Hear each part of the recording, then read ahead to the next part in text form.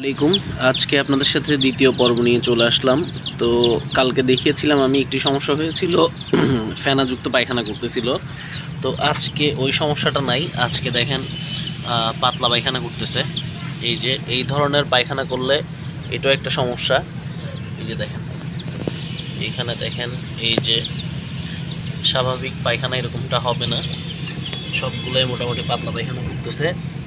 তো এর জন্য আমরা আজকে কি ট্রিটমেন্ট দিই সেটা আপনাদের সাথে শেয়ার করি। ওষুধ হিসেবে ব্যবহার করতে পারেন গ্লুকোলাইট ভেট, এই ওষুধটা দিতে পারেন।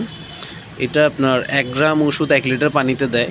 তো এরা যেহেতু ছোট, আমি এদেরকে 250 ml বোতল দিয়ে পানি দিই।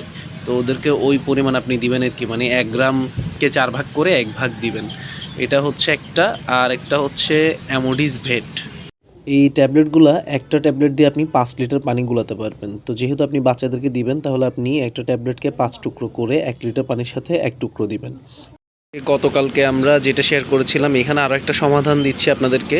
এইখানে এই যে আমরা ওদের যে মলত্যাগের পথে লেগে থাকে ওইটা পরিষ্কার করে দিয়ে এরপর একটু করে আপনি নারিকেল তেল এখানে লাগিয়ে দিলে তাহলে আর ওর নেক্সট টাইম কখনো এখানে মলগুলা আটকাবে না।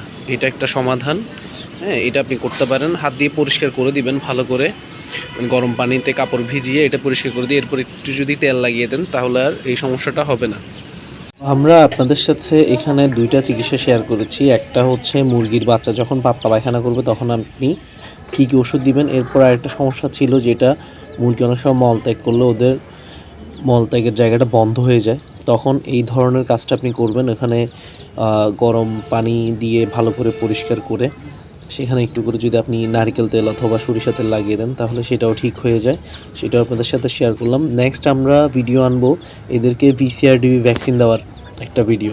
হ্যাঁ, এই মুরগিগুলো শুধুমাত্রই আমি আপনাদেরকে ধাপে ধাপে শেখানোর জন্যই নিয়ে আসছি। তো আশা করি নেক্সট ভিডিও আপনারা দেখবেন, নেক্সট ভিডিও ওদেরকে ভ্যাকসিন করার। ধন্যবাদ সবাইকে, ভালো থাকবেন। আসসালামু আলাইকুম।